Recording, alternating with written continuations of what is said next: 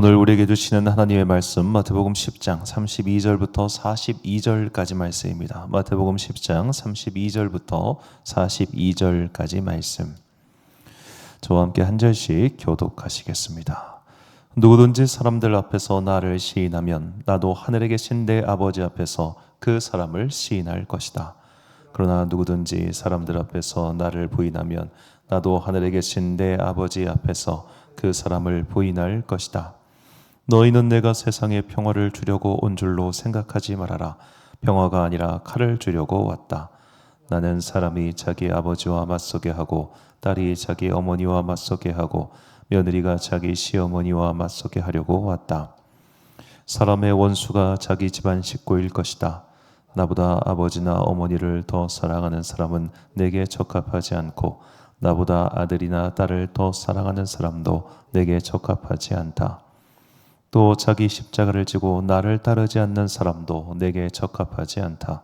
자기 목숨을 얻으려는 사람은 목숨을 잃을 것이요 나를 위하여 자기 목숨을 잃는 사람은 목숨을 얻을 것이다. 너희를 맞아들이는 사람은 나를 맞아들이는 것이요 나를 맞아들이는 사람은 나를 보내신 분을 맞아들이는 것이다. 예언자를 예언자로 맞아들이는 사람은 예언자가 받을 상을 받을 것이요 의인을 의인이라고 해서 맞아들이는 사람은 의인이 받을 상을 받을 것이다. 함께 있습니다. 내가 진정으로 너희에게 말한다. 이 작은 사람들 가운데 하나에게 내 제자라고 해서 냉수 한 것이라도 주는 사람은 절대로 자기가 받을 상을 잃지 않을 것이다. 아멘. 믿음만이 선을 만든다라는 제목으로 하나님의 말씀 선포하겠습니다. 최근에 이제 국제 뉴스에 좀 관심을 가지시는 분들은 이 프랑스가 경제적 위기를 맞이했다 그런 소식을 들으셨을 겁니다. 물론 뭐 남의 나라 걱정이고 또 부자는 망해도 3대 간다고 사실은 프랑스가 지금 경제적 위기를 겪고 있지만 이제 어느 전문가 말을 들어보니까 걔네들은 해외에 식민지 영토가 하도 많아가지고 그것만 팔아도 경제 위기 극복 가능하다고 합니다. 그러니까 역시 부동산 부자가 최고인 것 같아요. 여하튼 간에 이제 프랑스가 지금 국가 부도가 어마어마하게 늘어나고 있는데 왜 이렇게 국가 부도가 늘어나고 있는가에 대한 주요한 원인 중 하나가 이제 많은 복지 지출 때문이라고들 입을 모아 말합니다. 그러니까 과도한 복지 지출 때문에 나라가 이렇게 됐다라고 단정지어 말할 수는 없지만 적어도 여러 가지 지표로 봤을 때 과도한 복지 지출이 어려웠던 것만은 사실이죠. 프랑스는 원래 1960년대부터 만 60세 이상부터 연금을 지급했습니다. 그런데 이게 그거를 계산 못한 거죠. 인간의 평균 수명이 이렇게 늘어날 거라는 것을 예상하지 못했기 때문에 과거에는 3명이 1명을 부담하는 구조였다면 지금은 거의 1대1 구조가 되다 보니까 너무 어렵다는 겁니다. 그리고 이제 프랑스 같은 경우는 한번 정규직으로 고용을 하면은 해고가 거의 불가능하다고 합니다. 그러다 보니까 예를 들어 회사가 직원 한 명 연봉이 5천만 원이라고 가정을 했을 때 그 직원 한 명에게 들어가는 기타 세금, 그 사람을 위해서 내야 되는 기타 세금 이런 것들이 약 2,500만 원 정도 된다고 합니다. 그러니까 직원 연봉의 절반 정도가 나중에 여러 가지 사회나 그런 거에 대한 복지 비용 이런 게 워낙 많다 보니까 예를 들어 미슐린 같은 그 유명한 타이어 회사도 프랑스를 떠났죠. 공장 다 치우고. 지금 프랑스 국내에서 생산되는 차량의 대수가 1년에 70만 대가 안 된다고 합니다. 그러니까 차량 공장들이 다 지금 빠져나가 버린 거죠. 그 해외로. 그게 이제 21세기 들어서서 쭉 벌어진 현상인데 그러니까 국가 부채가 막 증가되는 비율을 그래프로 보니까 와 어마어마하다는 생각이 들었습니다. 자, 이렇게 프랑스에 관심을 가지게 된 것은 제가 대학교 다닐 시절에 소위 말하는 사회주의 운동 혹은 이제 어떤 국가 복지 정책 이런 것에 관심 있는 분들에게 이 프랑스라고 하는 나라는 굉장히 우리에게 중요한 대안이자 목표였기 때문입니다. 그때 뭐 공부하는 사람들이 정말 프랑스에 관심을 많이 가졌어요. 아, 프랑스가 지상 천국이다, 복지 천국이다. 여기야말로 가장 이상적인 국가 사회를 구축하고 있다. 그런 식의 어떤 공부 자료 이런 것들이 굉장히 많았습니다. 진짜 많았습니다. 그런데 어느샌가 보니까 그런 게 다 사라졌어요. 이게 허상이라는 것이 결국엔 이렇게 드러나는구나라는 생각이 들었습니다. 자, 이제 프랑스 대혁명, 우리 유명한 사건이죠. 프랑스 대혁명 이후에 뭐가 들어섰냐면 결국 나폴레옹의 제정 국가가 다시 들어섭니다. 그러니까 그들은 인간이 만들 수 있는, 인간이 가장 상상할 수 있는 그런 최고의 사회를 만들고자 나름 지식인들끼리 머리를 맞대 가지고 세상을 바꿔보려고 했습니다. 그 결과 수많은 사람들을 숙청했고 죽였고 결국 다시 황제정이 들어섰고 그 황제정을 몰아내고 이제 대통령제 국가로 돌아서는 과정에서 이 프랑스 내부에 어느 정도 합의가 생겼다는 거예요. 프랑스는 이제 소위 말해 경제적인 이동이 굉장히 적은 국가라고 합니다. 하층민, 중산층, 상류층이 계속해서 고정되어 있는 국가인데 아직도 상류층이 많은 재산을 갖고 있기 때문에 이 하류층 혹은 중산층 사람들이 나름, 그러니까 사회적 합의가 이루어진 게 너희가 많은 세금을 내. 그러면 너희의 재산과 너희의 권한을 인정해 줄게. 약간 이런 식의 구조가 되어 있다고 합니다. 자, 여하튼 간에 자기들 나름대로 이렇게 이상적인 사회 건설을 위해서 노력을 했습니다. 그리고 또 프랑스는 일을 시작하는 첫 나이가 평균 22세 정도 된다고 합니다. 그러니까 우리나라처럼 꼭 대학을 나와서 군대를 갔다 와서 이러면 우리나라는 20대 후반 혹은 30대부터 일을 시작하는데 프랑스는 그보다 훨씬 일찍 일을 시작하죠. 그러니까 지금 원래 연금 지급 나이가 60세였는데 그게 점점점 세월이 흘러가면서 64세까지 되는 거예요. 이거에 대해서 이제 분노를 하는 겁니다. 40년을 일하라고 하느냐고. 이런 식으로 말이죠. 나름 꼼꼼하게 살펴보는 이유가 납득이 가는 것도 있긴 합니다만 여하튼 분명한 것은 제가 봤을 때 이 새벽에 자세히 말씀드리긴 좀 어렵지만 제가 봤을 때 사람이 자기 머리로 이상적인 사회를 구축하려고 하다가 그것이 어그러진 사례가라고 저는 생각합니다. 자, 가난한 사람을 도와주고 약자를 도와주는 것 좋죠. 그런데 그것이 그들에게 있어서 당연한 권리가 되는 순간 모든 것이 어그러지고 짜그라진다는 것이 참 명확하게 보여주는 나라가 아닌가라는 생각이 듭니다. 자, 우리가 어떠한 인간이 살 만한 이상 사회에 대한 소망이 있는 것은 당연합니다. 이런 나라가 되면 좋겠다. 이런 공동체가 되면 좋겠다. 그런데 그런 세상을 만들기 위해서 법과 제도를 정비하면 그것이 가능한가? 가능했던 사례가 한 건도 없다고 저는 생각합니다. 결국에는 누군가는 그 제도를 악용하고 누군가는 그 제도를 곡해해서 처음에는 좋은 의도로 한결같이 좋은 의도로 만들어놨지만 나중에 결과물은 어그러지는 게 세상에 너무나 많지요. 그래서 우리가 법과 제도만 정비하고 사람들이 토론과 상호 의존, 어떤 상호 소통을 통해서 좋은 세상을 만들 수 있다고 100% 신뢰하는 것은 너무나 소위 말해 나이브한 생각입니다. 너무 좀 이렇게 아마추어틱한 생각이죠. 우리가 그런 생각이 아니라 정말로 좋은 세상을 만들기 위해서는 다른 것에 의지를 해야 합니다. 오늘 예수님께서는 제자들 파송하시면서 그 마지막에 이렇게 말씀하십니다. 본문 40절 말씀을 보니까 너희를 영접하는 자는 나를 영접하는 것이요 나를 영접하는 자는 나를 보내신 이를 영접하는 것이니라. 아멘. 자, 여기서 너희는 당연히 제자들을 가리킵니다. 제자들을 영접하는 사람들은 나 곧 예수님을 영접하는 것이고 예수님을 영접하는 것은 나를 보내시니 곧 하나님을 영접하는 것이다. 그러므로 너희에게 잘하면 하나님이 복 주신다. 이 얘기입니다. 자, 이 말씀에 의지해서 많은 성도님들이 과거에는 목사들을 참 열심히 섬겨 주셨습니다. 그때는 그럴 만한 이유가 있었습니다. 왜냐하면 워낙 가난했기 때문입니다. 정말 너무너무 비상식적일 만큼 목사들이 가난하게 살았기 때문이고, 물론 지금도 이제 전체적인 평균을 보면 목사들이 가난합니다. 어떤 분들은 야, 교회 세금 내라고 그렇게 말을 하는데 저도 세금을 내고 싶습니다. 여러분, 그 예전 정부에서 교회한테 세금을 물리려고 다 수요조사하고 그랬던 적이 있어요. 그리고 나서 국세청에서 더 이상 종교단체 세금에 대한 이야기가 안 나옵니다. 왜냐? 얘네들 전수조사에서 세금 매기기 시작했다간 이 목사들이 다, 우리나라 목사들의 약 80%가 급여가 월 280만 원, 아니 128만 원입니다. 우리나라 전체 목사들 80%가 월 128만 원으로 삽니다. 그럼 이 사람들한테 들어가야 되는 이게 세금이 이 사람들 매길 수 있겠어요? 국가에서 뭘 줘야겠지? 너무 많은 비용이 들어가는 거예요. 워낙 다 최저임금 이하로 받고 있다 보니까 이게 우리나라 구조상 안 되니까 국세청에서 그 말 싹 들어간 거예요. 걔네들이 뭐 돈 받을 수 있으면 받았겠죠. 자, 그렇게 어렵게 살고 있다 보니까 이제 어찌 보면 교회의 사례비만으로는 이들의 삶이 유지가 되지 않아서 성도들이 이렇게 잘 모시고 대접하는 그런 문화가 생긴 것은 있습니다. 하지만 뭐 지금까지 그럴 이유는 없죠. 이제 이건 과거 어려울 때 얘기하기고. 자, 우리가 이 본문을 그냥 어떤 뭐 목회자, 사역자에 한정지어 가지고 그들을 잘 섬겨야 된다, 이렇게 해석하면 안 됩니다. 왜냐하면 이 마태복음 10장은 결국 오늘날 있어서 이 세상으로 파송받은 모든 그리스도인들을 위한 말씀이기 때문입니다. 모든 그리스도인은 이 세상에 파송받은 사람들입니다. 이 세상에 파송받아서 우리가 살고 있는데 세상이 우리를 학대하고 어렵게 만들고 천대한 때가 있다는 거죠. 자, 그럴 때 우리는 어떻게 해야 되는가? 서로가 서로에게 환대해주고 사랑해주고 아껴주는 그런 공동체를 만들어야 된다는 겁니다.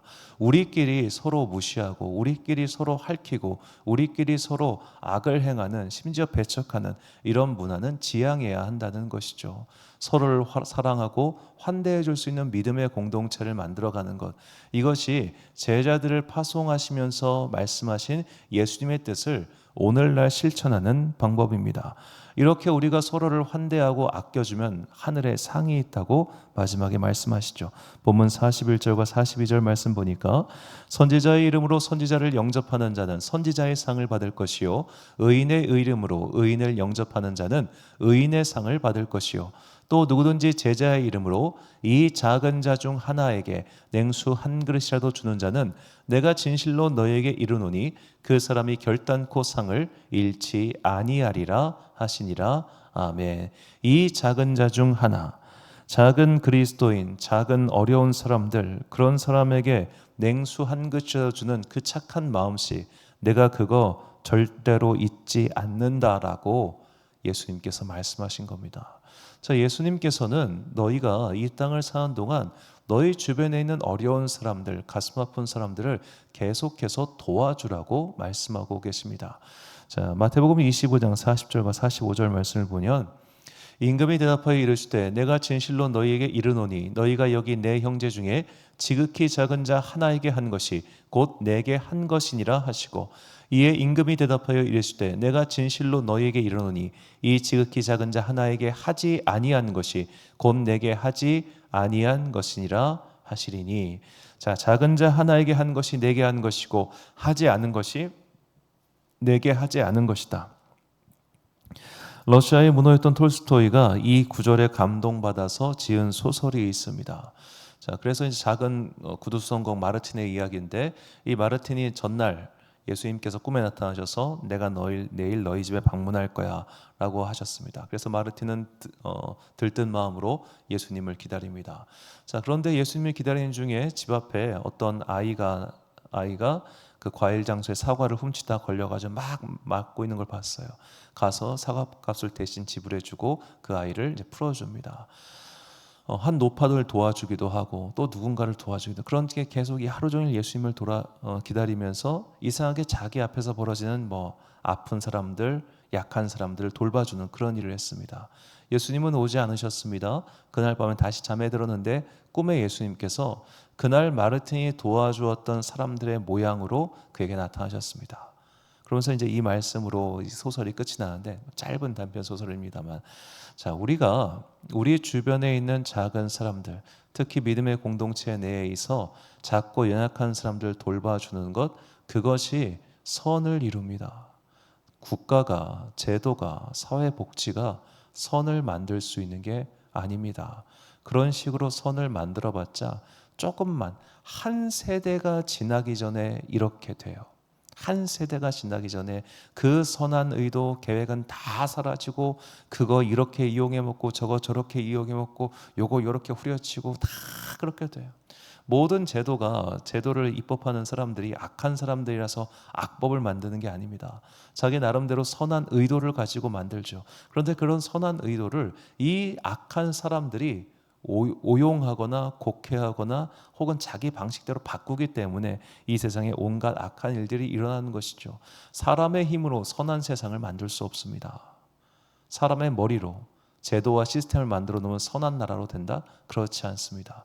그래서 우리가 궁극적으로 어떻게 해야 선한 일들이 일어날까? 그것은 믿음만이 가능한 겁니다. 하나님께서 살아계시고 그들에게 상을 주신다는 것. 오늘 너희가 이렇게 행하면 내가 의인들에게 주는 상을 너희에게 줄 것이고 선지자들에게 주는 상을 너희에게 줄 거야. 너희가 이 상을 믿고 내가 너에게 가르친 대로 착한 일을 하고 살아라. 저는 이것이 믿음의 알파와 오메가라고 확신합니다. 성경을 읽으면 읽을수록 믿음 생활은 지극히 단순합니다. 하나님께서 살아 계신다는 것과 그를 찾는 분에게 상 주시는 이심을 믿는 것, 그리고 그 믿음을 가지고 이 땅을 열심히 사는 겁니다.